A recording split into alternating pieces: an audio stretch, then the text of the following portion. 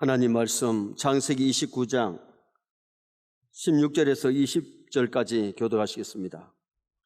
라반에게 두 딸이 있으니 언니의 이름은 레아요 아우의 이름은 라헬이라.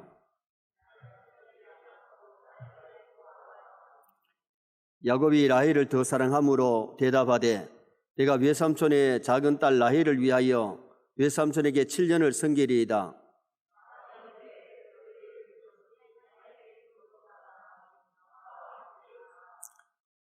같이 봅니다. 야곱이 라헬을 위하여 7년 동안 라반을 섬겼으나 그를 사랑하는 까닭에 7년을 며칠같이 여겼더라. 아멘.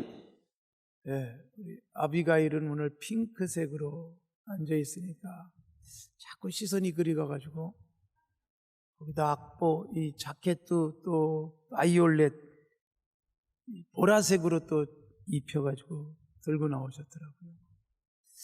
네, 예쁩니다. 아비가일처럼. 그리고 총명하리라고 생각을 합니다.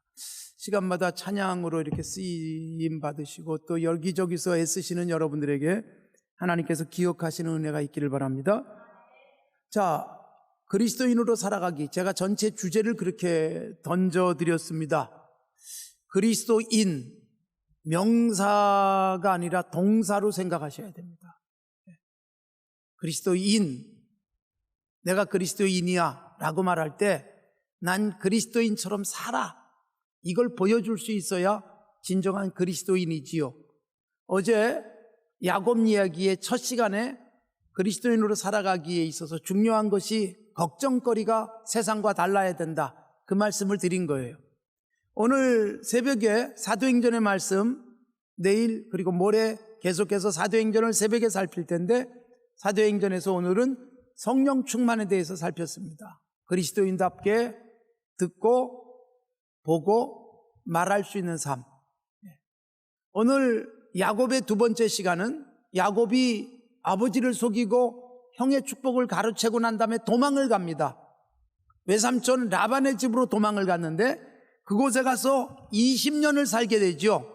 20년 살면서 결혼을 하고 가정을 이루게 되는데 오늘 본문 말씀은 야곱의 사랑 이야기가 기록되어져 있습니다. 자, 여러분, 제가 시간을 길게 가지 않기 위해서 여러분들이 다 아시는 것으로 생각하고 그리고 자르고 들어갑니다.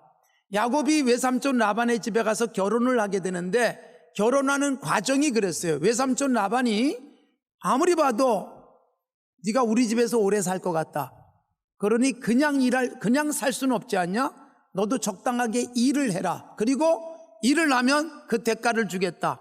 그래서 노동 계약을 하는 거예요. 월급을, 연봉을 얼마나 줄까라고 외삼촌이 물어보자 야곱이 스스로 이렇게 제안을 했습니다. 외삼촌의 큰딸, 작은 딸이 있는데 내가 작은 딸 라헬을 사랑합니다. 7년 동안 월급 받지 않고 일할 테니까 7년 후에 라헬과 어떻게 했으면 좋겠다고요? 결혼하게 해주세요 그랬어요. 여러분, 라반의 입장에서는 이게 웬 횡재냐 싶은 거예요. 일할 수 있는 노동력을 하나 얻었죠. 자기 딸을 결혼시킬 수 있게 됐죠. 그러니까 오케이 하고 서로 노동계약이 끝났습니다. 그리고 야곱은 7년 동안 열심히 일했습니다. 여러분, 7년 얼마나 열심히 일했는지는 창세기 31장에 보면 7년뿐만 아니라 20년을 살았잖아요. 20년 살고 집으로 돌아오는 중에, 사실은 도망 나오는 중에 라반에게 고백한 말이에요. 내가 얼마나 부지런히 살았는지, 더위 추위 아랑곳하지 않고 낮잠 잔 적이 없고 눈 붙일 겨를도 없이 보냈다. 이게 여러분 야곱의 성격이기도 하고 야곱의 삶이었습니다. 그러니까 여러분 7년 동안 그만큼 부지런히 일한 거예요. 그런데 여러분 7년이 지루하게 느껴졌을까요? 아니면 빨리 갔을까요? 자, 여러분 오늘 읽은 말씀에 보면 우리가 7년을 어떻게 보냈는지를 짐작하게 하는 말씀이 나와요. 7년이 얼마나 빨리 갔는지. 여러분 7년이 어떻게 느껴졌다? 며칠같이 여겨졌다는 거예요. 일주일 지나고 한 달 지나고 6개월 지나고 1년 지나고 어느새 2년 되고 3년 되고, 여러분 7년 보내는 게 얼마나 힘들겠어요. 그런데 매우 빨리 갔어요. 여러분, 남자들이 군대를 가면 요즘은 21개월밖에 안 가죠? 이것도 점점 짧아지고 있습니다. 제 아들도 군대 갔다 왔어요. 저는 그 군대 가서 무려 40개월을 살다 왔습니다만, 여러분, 제 아들은 24개월 군 생활을 했어요. 작곡을 하고 있었기 때문에 대학을 다니다가 중간에 군악대 시험을 봐서 군악대 가겠다 그러더라고요. 그리고 막 열심히 군악대 들어가기 위해서 노력을 하더니 공군 군악대에 합격을 했어요. 그래서 공군 본부가 있는 계룡시의 계룡대에 가서 거기서 작곡병 편곡하면서 보냈습니다. 그리고 뭐 이렇게 거기도 여기 찬양팀처럼 이 연주하러 돌아다니는 이 팀이 하나 있어요. 거기서 키보드하고 뭐 그러면서 지냈어요. 그런데 여러분, 군악대 합격하고서 얼마나 좋아하는지, 드디어 군악대 가고 싶었는데 됐다고 그렇게 좋아했는데, 조금 있다가 합격하고 굉장히 좋아하던 녀석이 갑자기 우울해졌어요. 왜 그러니? 그랬더니 아빠, 공군은 육군보다 3개월 길어 그러더라고요. 몇 개월이요? 3개월인데 3개월 긴 것 때문에 우울한 거예요. 여러분, 남자들이 군대 가서요, 하루, 일주일, 이거 얼마나 따지는 줄 아세요? 어쨌든 그래가지고 군대를 갔습니다. 드디어 군대 가가지고 훈련을 받고, 그리고 다행스럽게 본부 가고 싶은 곳에 가게 됐어요. 그런데 여러분, 그러고 나서 첫 휴가를 나왔습니다. 우리 교인들이 얼마나 막 환영을 해주고, 대윤아 얼마나 수고했니? 야, 좋아졌다, 막 그렇게 얘기를 했는데, 여러분, 공군은 자주 나옵니다. 점차 인사가 달라지기 시작했어요. 또 왔니? 여러분, 얼마나 시험에 드는 줄 아세요? 제발 군대 갔다가 휴가 나온 사람에게 또 왔니? 그러지 마시기 바랍니다. 오늘 새벽에 말씀드렸지만 말로 상처 주는 일이에요. 우리 아들이 드디어 1년이 됐어요. 얘는 군대를 성탄절 다음 날 가가지고 성탄절 날 제대했어요.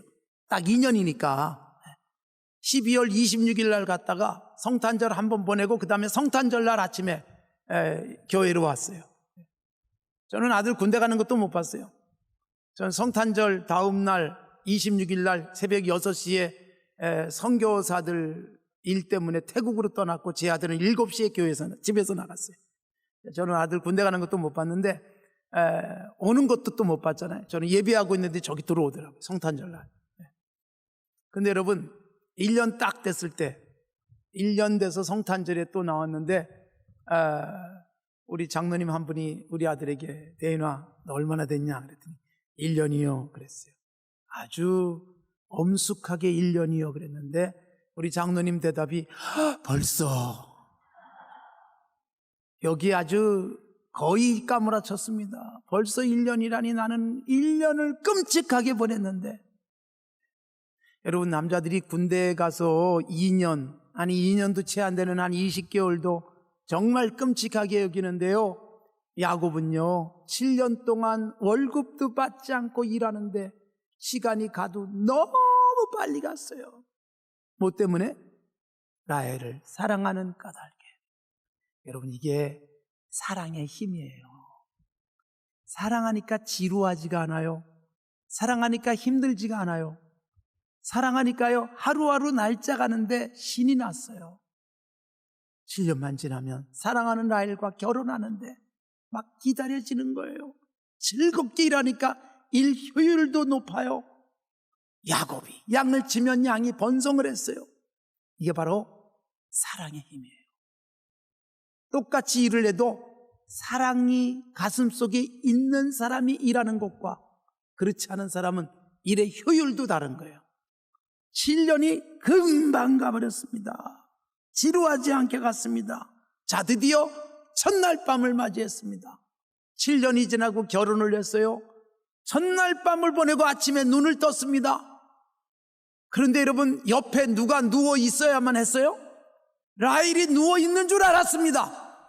첫날 밤을 보내고 아침에 눈을 떠서 보니까 라헬이 아니라 누가 누워 있어요?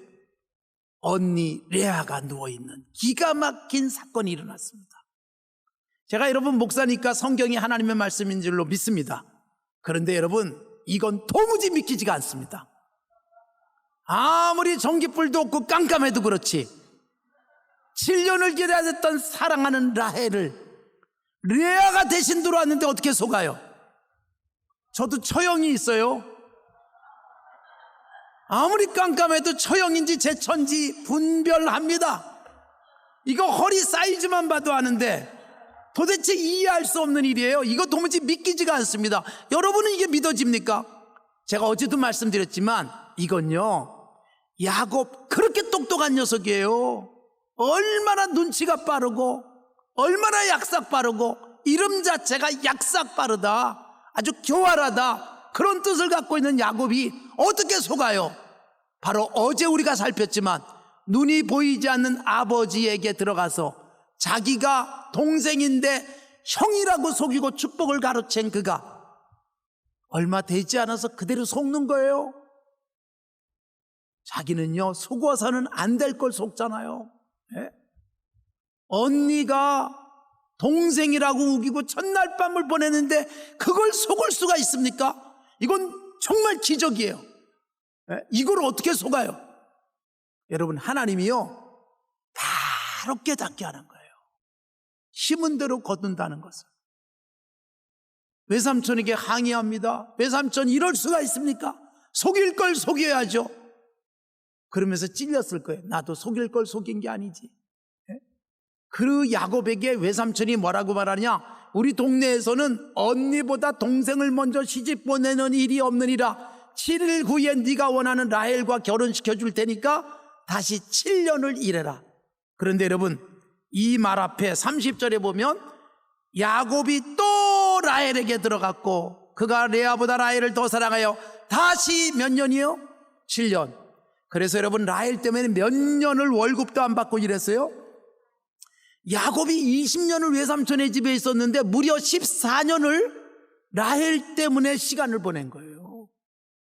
사랑이요 7년도 며칠처럼 여기게 만들었고 다시 7년을 월급도 받지 않고 일할지언정 라헬을 아내 만들고 싶은 야곱의 모습은 사랑이 갖고 있는 놀라운 힘을 보여주고 있는 것입니다.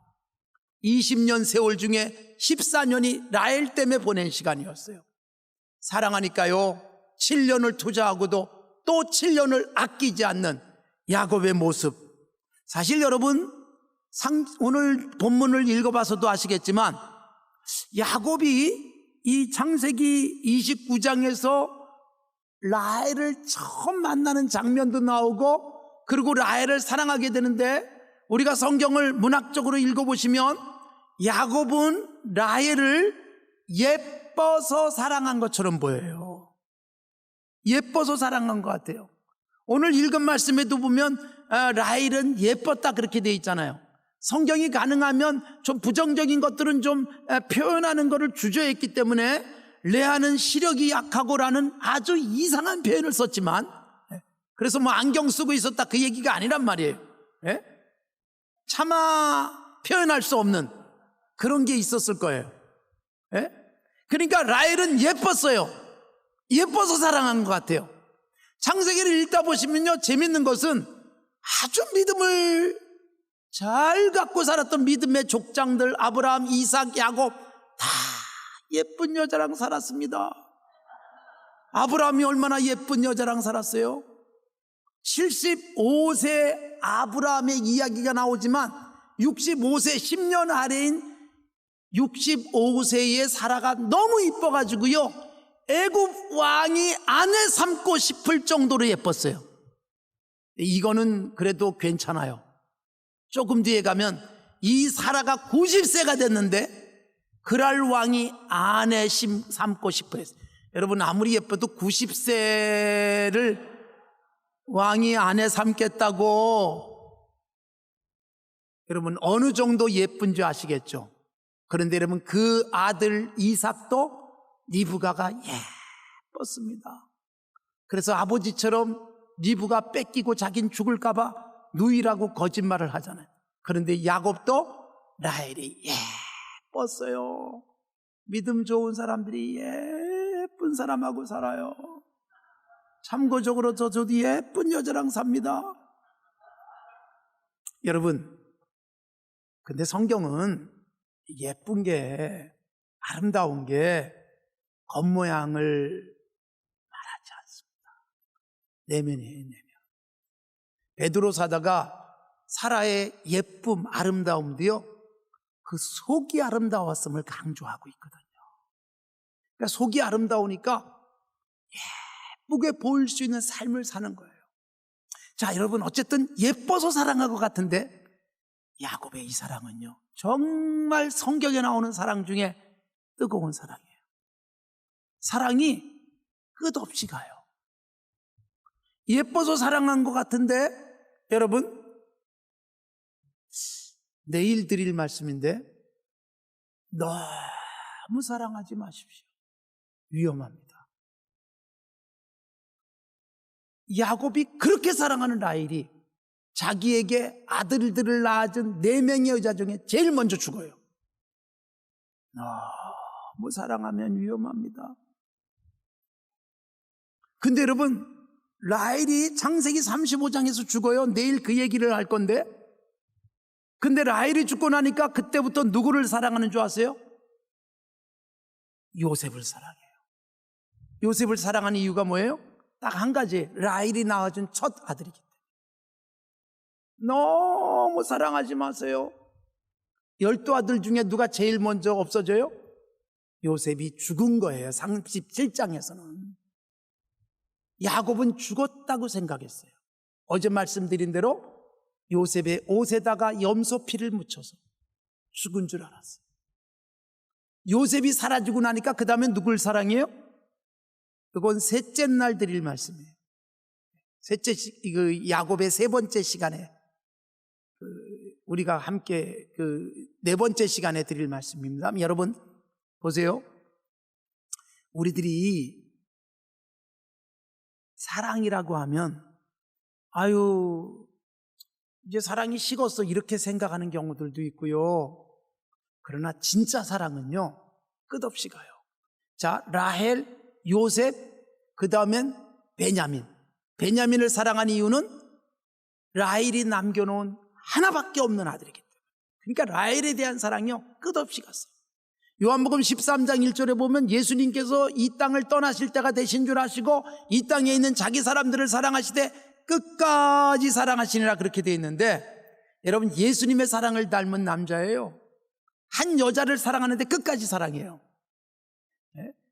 요즘 여러분 젊은이들을 만나면 날짜 세잖아요. 만난 지 100일, 그러면 100일 잔치예요. 만나서 1년이 되면 돌잔치예요. 근데 돌잔치는 거의 안 해요. 왜냐하면 그 전에 찢어지기 때문에. 날짜 세는 젊은이들이요, 오래 안 가요. 예? 날짜 세는데 오래 안 가요.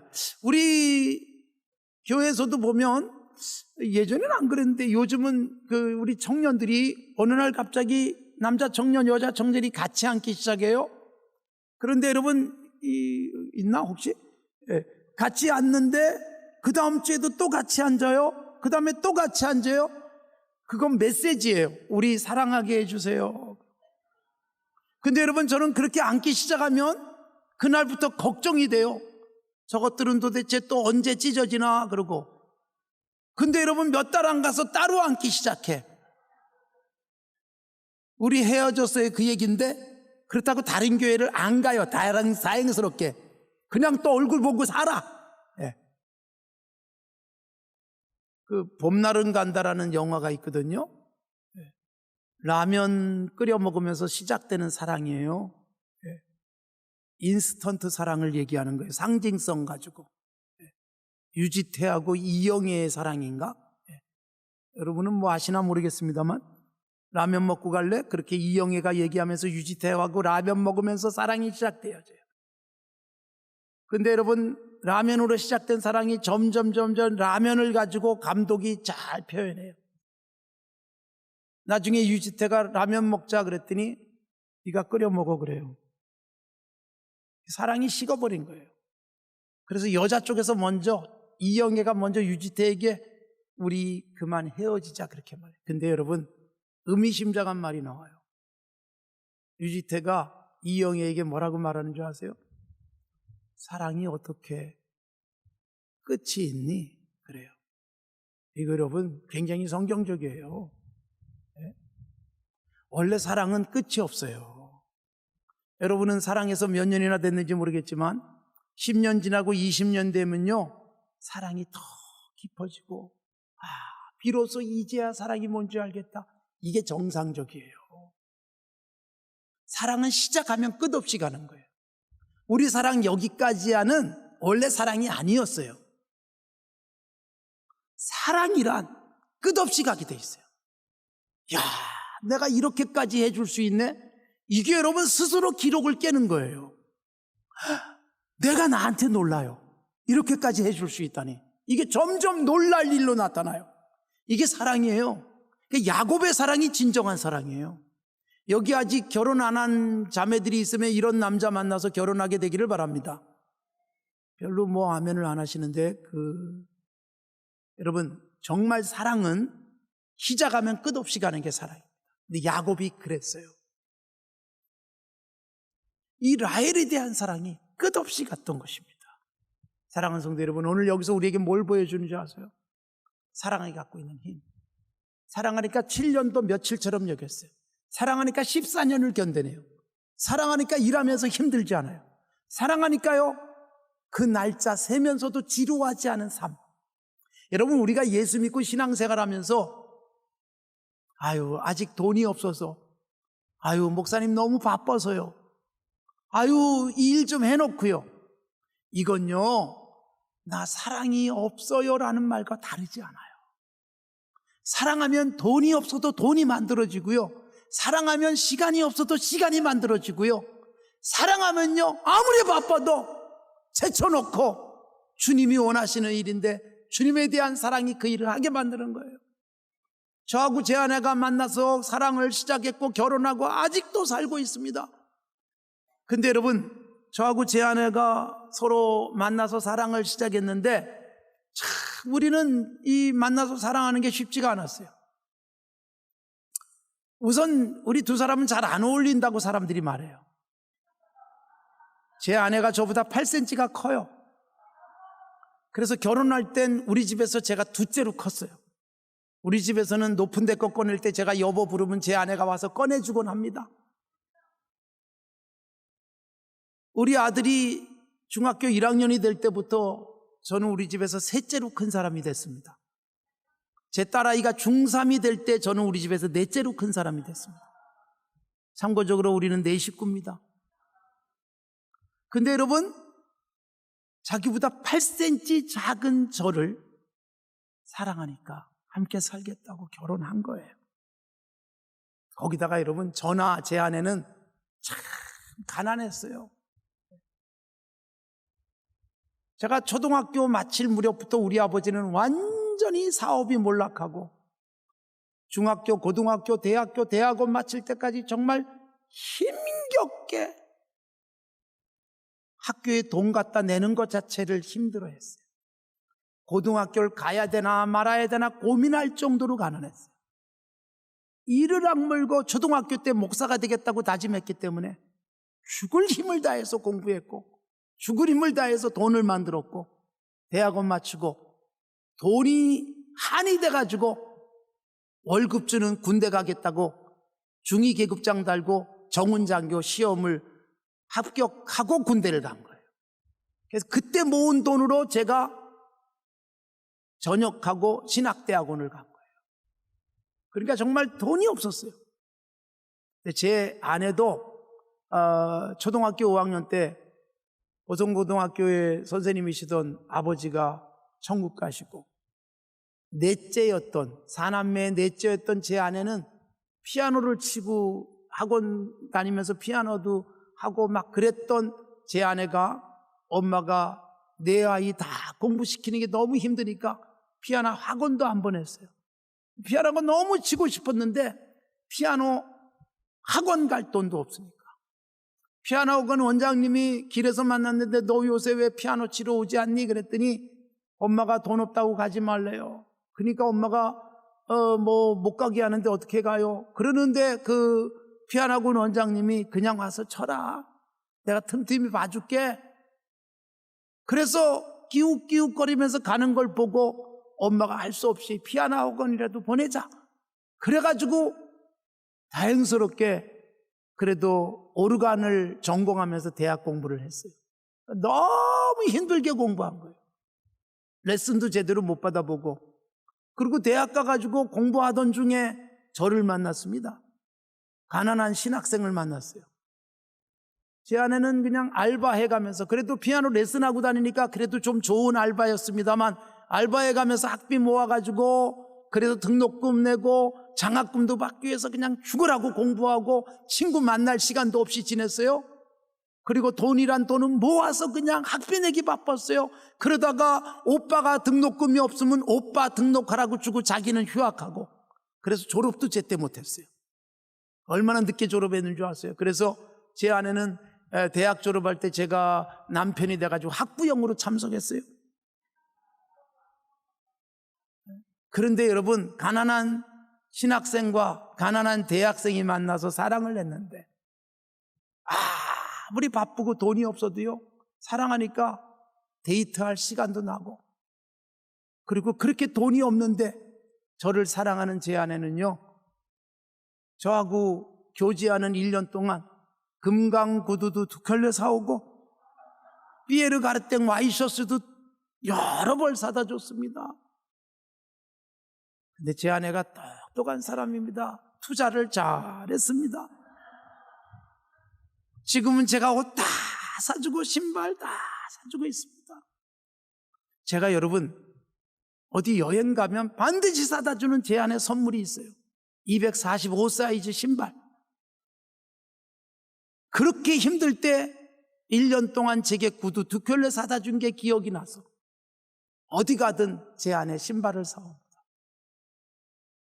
여러분, 아무리 돈이 없고 바쁘고 그래도요, 사랑하면 돈도 생기고요, 시간도 나요. 사랑이 우리를 살아 숨쉬게 하는 힘이에요. 사랑이요, 내 심장을 뛰게 만드는 거예요. 사랑이 말이에요, 내 머릿속에서는 답이 안 나오는데 몸이 움직이게 하고, 그래서 여러분, 우리가 할 수 없는 내 능력 밖의 일들을 해내는 거예요. 수영도 못하는 엄마가 아이가 물에 빠지니까 뛰어들어서 같이 죽어요.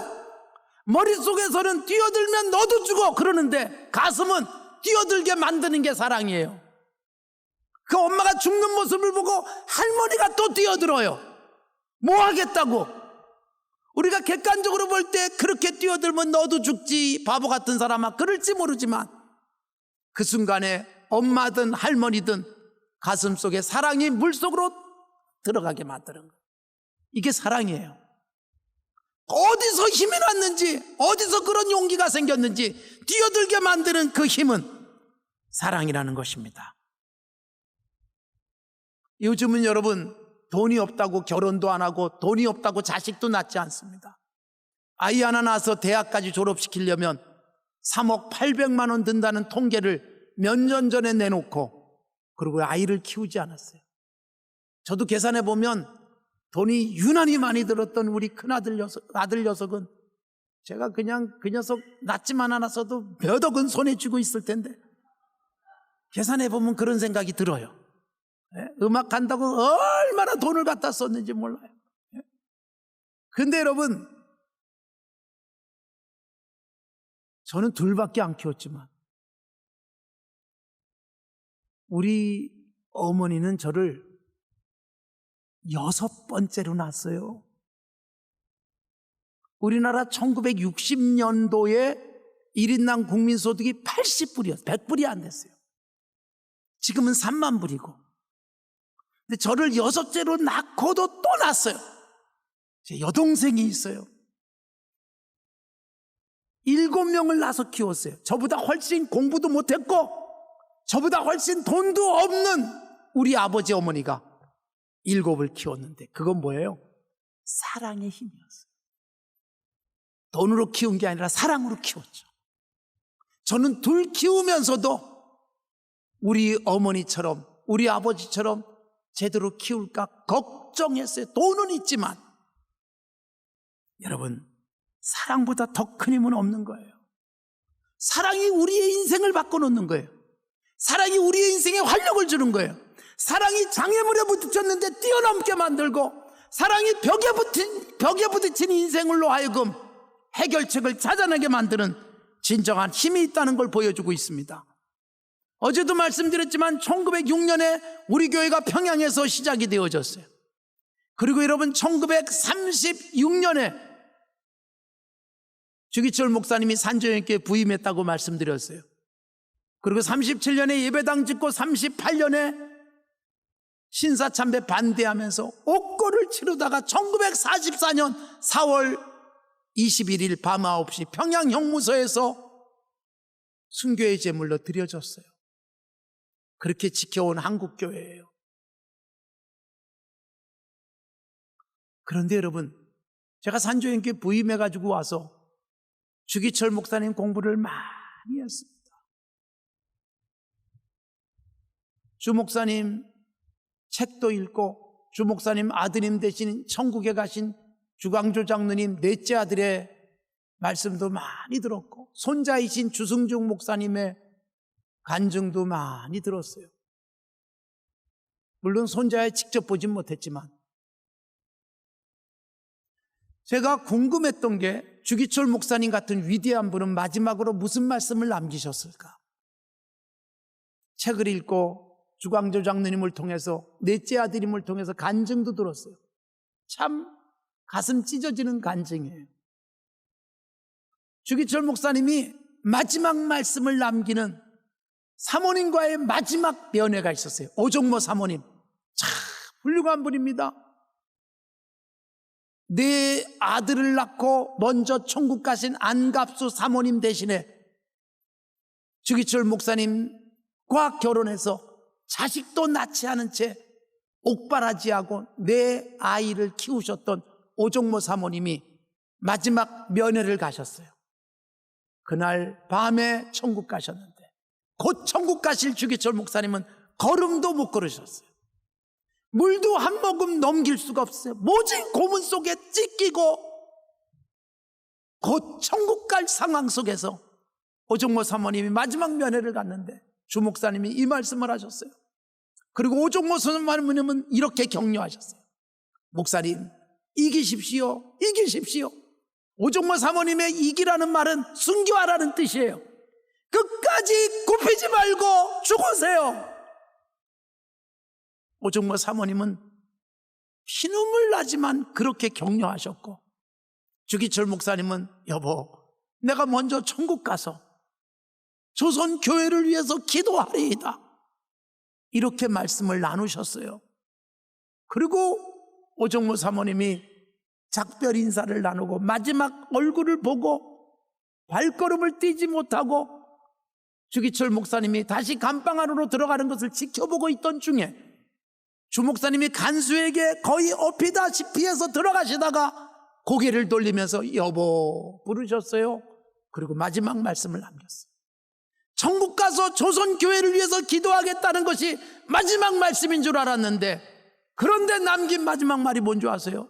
고개를 돌리면서 여보, 나 따뜻한 숭늉 한 그릇 먹고 싶소. 이게 주기철 목사님의 마지막 말씀이에요. 위대한 말씀을 남긴 게 아니에요. 차가운 4월의 평양 형무소에서 물 한 모금도 넘기기 어려웠던 주기철 목사님은 따뜻한 숭늉이 그렇게 그리웠던 우리와 똑같은 약하디 약한 육체를 가지신 분이었습니다. 그런데 어떻게 그 모진 고문을 견뎌내시고 어떻게 그렇게 처절한 가지막길을 걸으면서 순교할 수 있었을까요? 딱 한 가지였어요. 주님이 나를 모른다고 한 적도 없고, 주님이 나에 대한 사랑을 접으신 적이 없는데, 주님의 사랑에 대한 뜨거운 감격이 주 목사님으로 하여금 자신의 생명도 드리는 걸 주저하지 않게 만든 거예요. 주 목사님은 우리보다 훨씬 인내심이, 체력이,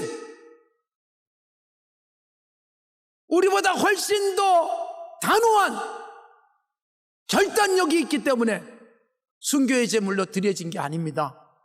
똑같이 약하디 약한 분이었습니다. 고난이 길어지면 못 버틸까봐 걱정하시던 주기철 목사님, 똑같이 고통을 느끼고 똑같이 늙으신 어머니를 두고 먼저 떠나야 되는 것이 가슴 아팠던 그냥 효자 아들이었습니다. 어린 것들을 두고 떠나려니 가슴이 아팠던 평범한 아빠였습니다. 그럼에도 불구하고 48살에 순교의 제물로 드려줄 수 있었던 것은 예수님의 사랑이 가슴속에 넘쳤기 때문입니다. 사랑이 여러분, 내가 할 수 없는 것을 해내게 만들어요. 그걸 어떻게 견디나 싶은데 사랑이 해낸 거예요. 예수님이 우리를 위해서 십자가에서 죽으셨어요. 역시 위대한 하나님, 예수님의 위대한 능력이 십자가도 견뎌내게 했을까요? 아니란 말이에요. 예수님도 우리와 똑같은 육체를 가지신 분이었지만 하나님이 세상을 이처럼 사랑하사 예수님이 우리를 너무나도 사랑하셨기에 여러분 십자가에서 죽으시는 것을 기꺼이 감당하시며 처절한 고통을 견뎌내신 것이죠. 사랑이요, 얼마나 위대한 힘을 갖고 있는지를 보여주는 거예요. 사랑하는 성도 여러분, 사랑이 가슴속에 넘쳐나길 바랍니다. 그리스도인으로 살아간다는 것은 세상은 흉내낼 수 없는 사랑이 있는 것이고, 왜 저렇게 돈을 허비하나 싶은 예수 믿는 사람들의 아름다운 헌신들이 사랑이 담긴 열매일 뿐이라는 것입니다. 요한계시록 2장과 3장에 보면 소아시아의 7교회가 나오지요. 에베소, 서무나, 버가모, 두아드리아, 사대, 빌라델비아, 라우디게아 교회, 오늘 새벽에도 똑같은 7교회를 제가 말씀드렸어요. 그런데 여러분, 이 시간에 드리는 말씀은 에베소 교회를 향해서 책망하신 게 있어요. 에베소 교회 훌륭한 교회였어요. 요한계시록 2장에 나오는 첫 번째 교회, 내가 다 안다. 행위도 수고도 인내도 안다. 악한 자들을 용납하지 않은 것도 안다. 가짜들을 가려낸 것도 안다. 잘 참아냈다. 내 이름을 위해서 견뎠다. 게으르지 않았다. 주님이 얼마나 칭찬하셨는지 몰라요. 그러나 한 가지 책망할 것이 있다. 요한계시록 2장 4절, 너의 처음 사랑을 버렸노라. 여러분, 에베소 교회가 대단한 능력을 갖고 있어요. 악한 자들과 조금도 뒤로 물러서지 않은 채 싸웠어요. 인내할 수 있었어요. 충성스러웠어요. 그러나 사랑을 잃어버렸어요. 사랑을 잃어버린 교회는 더 이상 교회가 아니다. 촛대를 옮겨버리겠다. 주님의 경고를 듣습니다. 사랑하는 성도 여러분, 우리가 전에는 안 그랬는데 원망, 불평이 나오고, 전에는 안 그랬는데 자꾸 일하기 싫어지고 이런저런 핑계를 대기 시작하는 것은 사랑이 식어버린 거예요. 처음 사랑을 잃어버린 거예요. 사랑을 찾는 여러분들이 되시길 바랍니다. 베드로 사도가 예수님이 십자가에 못 박히기 위해서 잡히실 때 큰 소리 뻥뻥 쳤지만 예수님 버리고 도망갔다가 죄책감을 가지고 예수님이 신문받는 제사장의 뜰에 나타났습니다.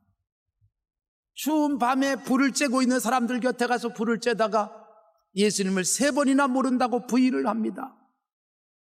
그런 그가 통곡을 하고, 그리고 예수님이 부활하시고 난 다음에 예수님과 만나는 장면이 요한복음 21장에 드라마틱하게 펼쳐져요.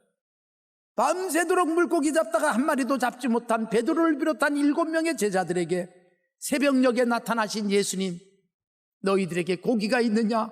한 마리도 못 잡았습니다. 오른편에 그물을 내려서 물고기를 잡아라.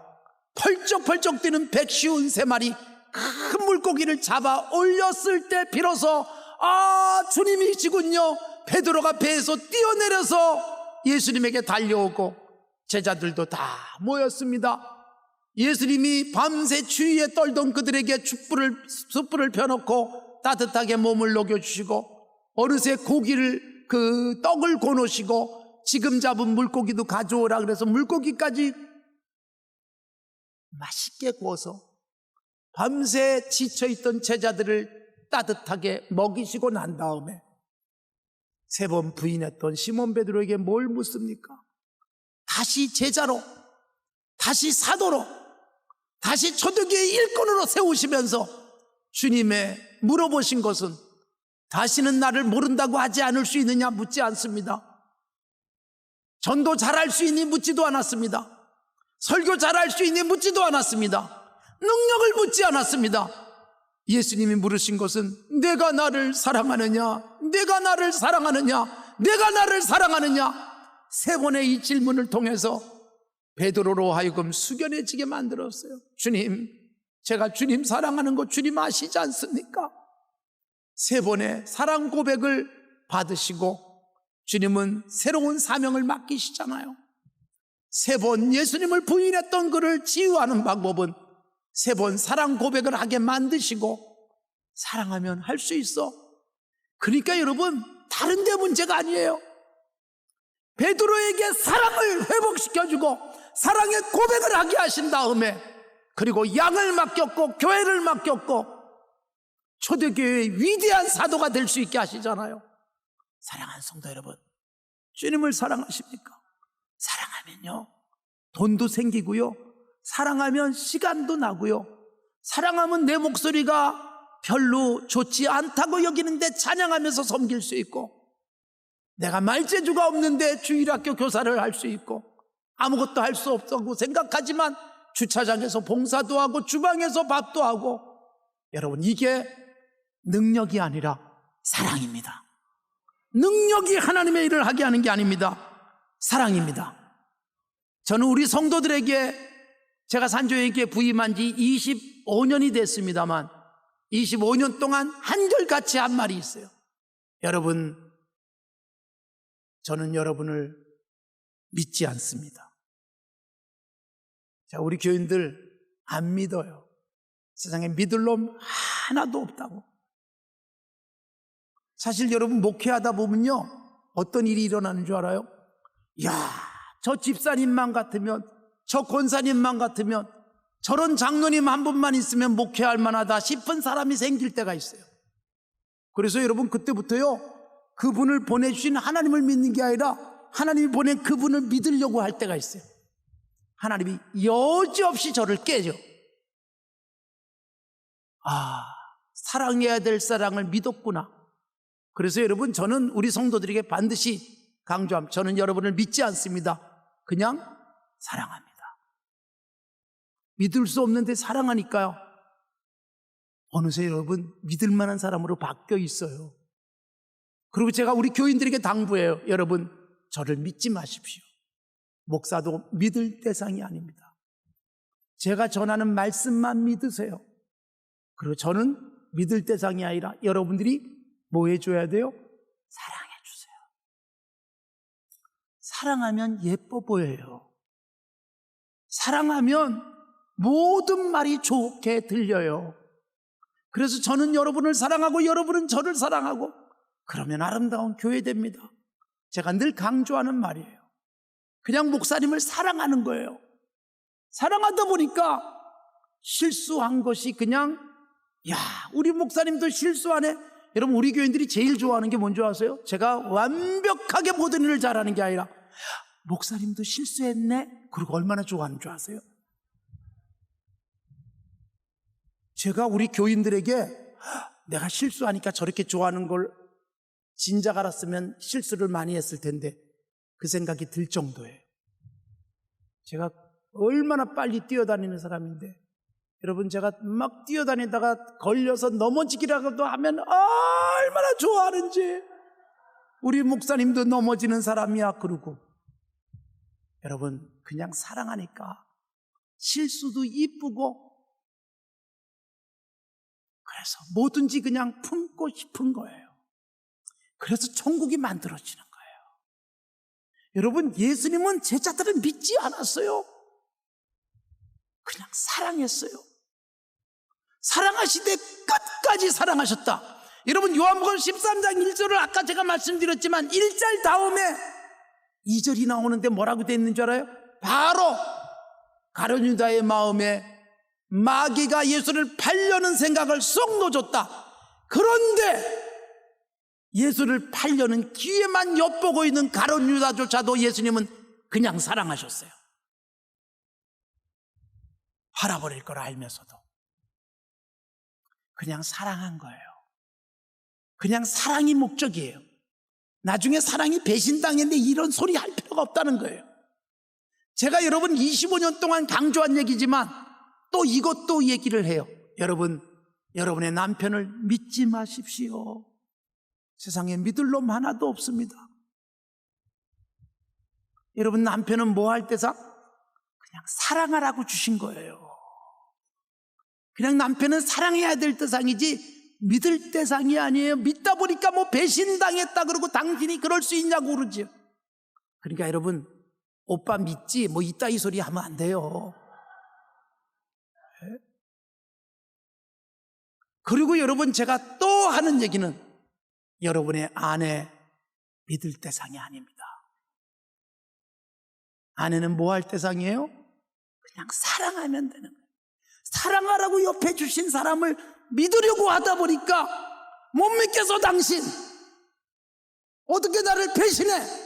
그러면서 갈등하는데, 사랑하면 실수하고 믿을 수 없는 일을 해도 그냥 귀여워지는 거예요.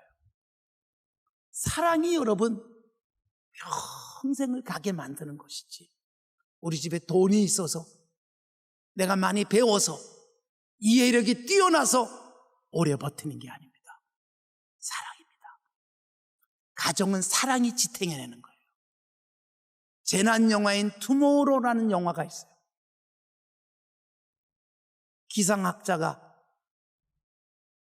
미국의 북미에 그냥 수온이 올라가면서 빙하 시대가 올 때 뉴욕에 가 있는 아들을 만나기 위해서 내가 너 찾아갈 거야.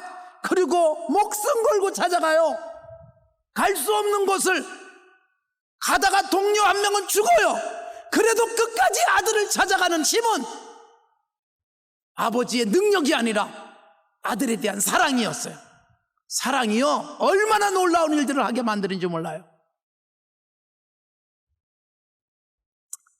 제가 우리 교회 교인들 중에, 남자 집사님 중에 정말 잊을 수 없는 아주 훌륭한 집사님이 계세요. 천국 가신 분이에요. 우리 교회는 이 대한민국에서 제일 비싼 집, 작년에 팔린 대한민국에서 제일 비싼 집 1등 그러면 우리 교회 옆집이에요. 2등 우리 교회 옆집. 그런 집들이 있어요. 우리 교회 바로 옆에. 대한민국에서 제일 비싼 집. 그 집들은 이렇게 집단 주거시설로 줘도 19채 이상을 짓지 않았습니다. 분양가를 마음대로 할 수 있는 게 19채까지였기 때문에, 당시 법으로는. 그러니까 여러분, 제가 시험에 들까봐 가격은 얘기하지 않겠습니다. 집이 얼마나 큰지. 제가 우리 교인들이 거기에 무려 세대나 살고 있는데 신방모라고 하질 않는 거예요. 집을 구경 가고 싶은데. 우리 교인들은요, 1년 가야 집으로 신방오라고 하는 교인이 1년에 한두 집이에요. 다른 교회는 신방 안 와서 교회 안 오겠다고 협박하는데 우리는 신방 오기만 해요. 교회 안 가요. 그래. 우리는 집으로 신방 가는 일이 거의 없어서 우린 뭐 전도사님들도 없어요. 그냥 신방 올까봐 걱정하는 사람이 많아가지고 신방을 하도 안 받으니까 제가 브런치 신방 막 이런 거 만들었어요. 그래서 아침에 한 8시, 9시쯤에 뭐 빠바 같은 데 가서 파리바게뜨 그런 데 가서 빵 하나 먹고 커피 마시면서 신방하거나 제 방으로 오거나 심지어 제 집에 와서 신방 받기도 해요. 좋은 호텔 레스토랑에서 같이 밥 먹으면서 신방도 하고 집에는 절대로 못 오게 하는데 여러분 우리나라에 제일 비싼 집에 구경 가고 싶은 거예요. 근데 오라고 안 했는데 드디어 어느 날 그 집에서 오라 그랬어요. 가슴이 설렜어요. 드디어 내가 그 집에 들어가게 됐다. 그 다음날 여러분 연락이 왔어요. 목사님 차를 보냈으니까 차 타고 오세요. 걸어가면 5분도 안 걸리는데 왜 차를 보내세요? 걸어갈게요. 그랬더니 아니에요. 그냥 타고 오세요. 그래가지고 걸어서 5분에 갈 수 있는 거리를 차 타고 7분 만에 갔습니다. 걸어가면 빠른데 차 타고 가려니까 큰 길로 가야 되니까. 그리고 드디어 차가 왔어요. 약속된 차가 와서 딱 탔어요. 차가 얼마나 좋은지 하마터면 아저씨 동네 한 바퀴 돌고 갑시다 그럴 뻔했어요. 차가 얼마나 좋은지 처음 타보는 차. 웬만한 아파트값 같은 차. 수억짜리 차를 타고서 딱 갔는데 왜 차를 타고 오라는지 제가 알았어요. 차가 가니까 문이 쫙 열리고 호텔 벨보이 같은 사람이 와서 문을 딱 열어주고 목사님 어서 오십시오. 연락받았습니다. 엘리베이터 딱 태워서 집 앞에까지 딱 모셔다 드리니까 집 앞에 집사님이 나와서 어서 오세요 그러고 들어갔어요. 집이 얼마나 큰지 그 안에서 길 잃을 것 같더라고요. 근데 여러분 그거 아세요? 120평짜리 집에는 2명밖에 안 살아요. 13평짜리 집에는 5명이 살아요. 그러니까 여러분 이런 집들이 많은 동네는요 교회가 부흥이 잘 안 돼요. 다 나와봐야 몇 안 돼가지고. 네? 근데 여러분 그 집에 신방을 가서 야 이렇게 좋은 집도 있구나. 그러고 났더니 그 다음부터 뭐 거기 신방 갈 일이 많아가지고 그 다음에는 이제는 뭐 내가 바쁘다 그러고 안 가요.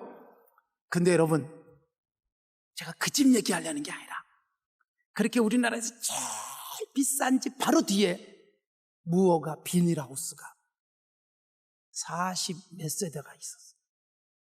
이건 공원 녹지 지역에 우리 서초동이 옛날에 그 꽃마을이었거든요. 화훼단지. 비닐하우스가 많았어요. 옛날 무허가로 그냥 산에다가 비닐하우스 쳐놓고 거기서 이런저런 거 재배하다가 아예 보온 덮개 덮고 연탄 보일러 깔고 그러고서 살기 시작하는 사람들이 많아져가지고 무허가 집단촌이 된 거예요. 이게 여러분 강남구에도 그런 단지가 있고 아직도 남아있어요. 근데 이게 여러분 몇 년 전에 싹 철거가 되고 그 사람들에게 뭐 살 수 있는 그 집들을 뭐 이렇게 마련들 해줘가지고 다 이사를 내보냈는데 여러분 거기 살고 있던 집사님이에요. 그러니까 그 비싼 집 뒤에 우리나라에서 제일 가난한 집사님 얘기예요. 이분은 여러분 비닐하우스에 살면서 직업이 뭐냐? 칼 갈고 살았어요. 칼. 요새 누가 칼 갈아 쓰나요? 자전거 하나 타고 칼 앞에 몇 개 꽂고 그러고 다니면서 집에서는 칼 안 가니까 식당 같은 데 다니면서 칼 갈아주고 다니는 사람인데 우리 집에 와서도 칼 나를 시퍼렇게 세워놓고 그리고 교회 주방에도 나를 시퍼렇게 세우고 제가 그분의 주제가를 하나 붙여줬어요. 날 세우소서. 주님 나를 세워주소서. 근데 여러분 제가 우스갯소리로 날 세우소서. 근데 여러분 그분이 칼을 가는데 칼을 갈면서 매달 11조를 올리는 거예요. 칼 갈아서 얼마를 벌었을까? 11조가 올라오는데 12,000원이에요. 12,000원. 얼마 벌었어요? 12만 원. 12만 원 벌어서 그걸로 생활을 해도 한참 모자랄 텐데 11조를 12,000원. 이번 달엔 조금 떨어졌어요. 11,000원. 할렐루야, 이번엔 좀 늘었어요. 13,000원. 그렇게 평생 11조 하시다가 천국 가셨어요. 제가 그분 장례식 처음부터 마지막까지 비닐하우스에서부터 응급실에 옮겨서 사망진단 받고 장례식장 모시고 가고 돈 들까봐 제 차에 싣고 가가지고, 원래는 천국 가고 나면 차에다 못 싣거든요. 그런데 시신운구하면 10만 원이나 드니까 그냥 무조건 차에 싣고, 죽었다고 안 하고 응급실로 가서 이 사람 이상해요, 사망진단 받고, 그렇게 하면서 마지막 장례식까지 싹 치러드렸던 그분, 제가 장례식 때 그렇게 얘기했어요. 이분의 11조. 제가 성도들이 얼마 11조 한다는 얘기 안 하지만 이분의 11조, 12,000원 평균 하시던 이분의 11조. 우리 교회 1200만 원 11조 하는 분들도 많지만 그 어떤 11조보다 많은 11조 하신 분이 천국 가셨습니다.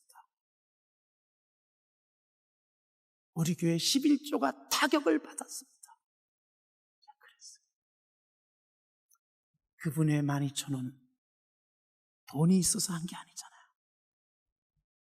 주님에 대한 사랑이 12만 원 벌어가지고도 1,200원, 12,000원 11조 하게 만든 거예요. 네, 밝게 웃으면서 자전거 타고 교회 앞을 지나가다가 목사님 그러고 다니던 모습이 지금도 눈에 선해요. 사랑하는 성도 여러분, 사랑하니까 돈이 없어도 11조가 가능해요. 서울의 강북에서 제가 전도사로 있을 때였습니다. 제가 전임 전도사로 이렇게 제 구역, 원래 목사님이 맡아서 하던 데인데 목사님이 가시고 제가 맡아서 한 지역을 담당했어요. 제 파트너 여전도사님과 저하고 그때는 뭐 죽으라고 신방 다녔거든요. 그런데 갑작스럽게 어떤 권사님이 신방 와달라 그랬는데 아주 가난한 혼자 사시는 권사님이었는데 마침 제 파트너 전도사님이 다른 데 약속이 있어서 제가 혼자 갔습니다. 권사님 사시는데 혼자 갔는데 정말 고개를 숙이고 들어가야지 되는 그런 집에 가가지고 예배를 마쳤어요. 예배 딱 하고 일어나서 나오려고 하는데 권사님이 저를 붙들고 목사님 잠깐만 계세요. 그냥 가시면 안 되죠. 그래서 앉았더니 밥상을 하나 들고 나오셨어요. 거기 여러분 냉면 그릇이 하나 놓였어요. 냉면 그릇에 물이 가득 담겼어요. 전도사님 피곤하실 텐데 이거 드세요. 그래서 제가 권사님 이게 뭔데요? 그랬더니 설탕물이에요. 커피도 하나 타줄 수 없는 권사님. 우리 전도사님 정말 아들 같은 나이인데 우리 전도사님 피곤하실 텐데 설탕물이라도 드려야지. 그리고 그걸 갖다 주셨어요. 저는 그걸 들고 꿀꺽꿀꺽 한 번에 다 마셨어요. 그리고 권사님에게 이렇게 말했어요. 권사님이 타준 설탕물 때문에 피곤이 싹 풀렸습니다. 저는 그날 설탕물을 마신 게 아니라 어머니 같은 권사님의 사랑을 마셨고 그 사랑이 가슴에서 지워지지 않아요. 그렇게 하고 끝났어야 되는데 우리 권사님이 교회에다가 제가 설탕물 좋아한다고 소문내가지고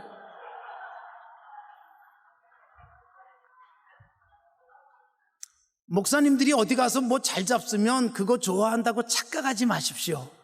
우리 뭘 주든 잘 먹습니다. 잘 먹어야 된 사명감을 가지고 일하듯 먹습니다. 우리는 사역하듯 먹어요. 이게 설탕물도 이건 의무감으로 다 마셔버렸어요. 그렇게 하고 일어나서 나오는데 전사님 잠깐만요. 그러더니 왜 권사님 할머니들은 왜 돈을 꼭 거기다 놓는지 치마를 다 걷어 올리시더니 속바지에서 몇 번을 접은 10,000원짜리 한 장을 딱 펴서 그거밖에 없는데 전사님 가다가 배고프실 텐데 밥 사잡수세요. 여러분 젊은 전도사의 가슴에 권사님이 이렇게 말씀하는 것 같았어요. 너 어떻게 살아야 되는지 알겠니? 너 어떻게 섬겨야 되는지 알겠니? 그러시는 것 같았어요. 아들 같은 젊은 전도사를 사랑해서 그 10,000원짜리 하나를 꺼내주시는 권사님의 손에는 10,000원짜리가 아니라 예수님의 사랑이 들려있는 거 아니에요? 권사님 고맙습니다. 밥 잘 먹고 힘내서 일할게요. 그리고 나중에 가서 몇만 원 드리고 왔어요. 여러분, 이런 어머니 같은 분들이 저를 키워주셨고 저로 하여금 평생 목회하면서 어떻게 섬겨야 되는지를 설교하신 거예요. 제게 잊을 수 없는 분들이에요. 이런 분들이 한국교회를 키워오셨고 부흥시켰는데 그 힘이 돈이 아니잖아요. 사랑이에요. 사랑. 젊은 전도사를 예수님처럼 사랑해가지고 설탕물이라도 드려야 되고 10,000원짜리 한 장이라도 꺼내서 드려야 마음이 편하셨던 우리 권사님은 사랑이 가슴속에 넘쳤던 겁니다. 사랑하는 성도 여러분, 연인의 사랑조차도 7년을 며칠처럼 14년을 아까워하지 않고 쏟아붓게 만들었듯 예수 그리스도의 사랑이 연인의 사랑만큼 못합니까? 주님이 내게 주신 사랑이 여러분 우리에게 가슴에 와닿아야 되지 않아요? 주님 사랑합니다. 나를 위해서 십자가에서 죽으신 주님의 그 사랑이 감격이 돼가지고 이 사랑에 눈을 뜨면 주님이 원하시면 이 몸까지 드리겠나이다. 이 고백이 가능해야 되지 않겠습니까? 어린아이들이 철들고 나서야 엄마가 그렇게 하셨구나. 그래서 엄마한테 뭐 좀 해드리려고 했는데 엄마는 떠나버리고 없어요. 기회 있을 때 하십시오. 춘천에 살고 있는 시인 심순독 씨가 쓴 엄마는 그래도 되는 줄 알았습니다. 많이 들으셨을 거예요. 엄마는 그래도 되는 줄 알았습니다. 식은 밥 한 조각이 갖고 부뚜막에 앉아서 밥을 먹어도 엄마는 그래도 되는 줄 알았습니다. 하루 종일 밭에 가서 일하다가 들어와서 엄마는 그래도 되는 줄 알았습니다. 항상 나는 배부르다 그러면서 자식들 먹이느라고 굶고 있는 엄마는 그래도 되는 줄 알았습니다. 이걸 뒤늦게 깨달은 딸의 고백이에요. 마지막 시의 내용이 뭐예요? 엄마는 그러면 안 되는 것이었습니다. 이렇게 끝나지요. 여러분, 뒤늦게 사랑을 깨닫는 거예요. 하루 종일 밭고랑에서 허리를 펴지도 못한 채 일한 엄마는 뭐 때문에 일했을까요? 돈 많이 벌자고 일하는 엄마가 그렇게 일했겠습니까? 부뚜막에 쭈그리고 앉아서 찬밥을 찬물에 말아서 넘기는 엄마는 무슨 영화를 보겠다고 그걸 했겠습니까? 사랑이었습니다. 그런 사랑이요, 한국을 일으켰잖아요. 전쟁에서 허덕이던 이 나라가 어느새 여러분 세계에서 경제 순위로 따지면 11위, 10위를 오르락내리락 하는 대국을 만들었음에도 불구하고 오늘날 젊은이들은 전설 같은 그 얘기 듣고 싶어도 하지 않은 채 이것도 모자라고 저것도 모자란다 그러면서 이만큼 살만한 나라를 헬조선이라고, 지옥 같은 땅이라고 부르고 있는 이 세상은 안타깝잖아요. 사랑이 키워낸 거예요. 사랑으로 여러분 이 세상을 다시 아름답게 만들 수 있어야 사랑으로 다시 교회를 부흥시켜야 되는 거예요. 한국교회가 여러분 왜 부정적인 전망이 나올까요? 여러분 그렇게 살면서도 남의 집에 가서 식모를 하면서도 자녀에게 제대로 된 교육을 시키고 싶었던 엄마들이 그렇게 힘들고 바빠도 주일날이면 새벽에 가서 기도하고 교회 다니시고 예배드리고 11조 하시던 그분들이 한국교회를 이렇게 살려놨는데 틈만 나면 돈만 생기면 어느새 서울의 강남은 여행 가느라고 바빠요. 헌금은 뚝뚝 떨어지고 주일날 절성률은 높고 전에는 휴가철에 난 여행 가던 사람들이 1년 내내 여행 가느라고 한국교회가 배부르면서 생긴 문제들이에요. 배는 부르고 주님에 대한 사랑은 식어버리고 주님을 그렇게 애절하게 찾을 필요도 없는 이 시대에 주님에 대한 사랑이 아니라 돈에 대한 사랑, 자식을 사랑해도 자식에게 집착하듯 사랑하는 왜곡된 사랑들이 오늘 한국교회를 비관적 전망 속에 빠뜨리고 있는 거지요. 사랑하는 성도 여러분, 사랑을 가슴속에 회복하십시오. 주기철 목사님의 사랑,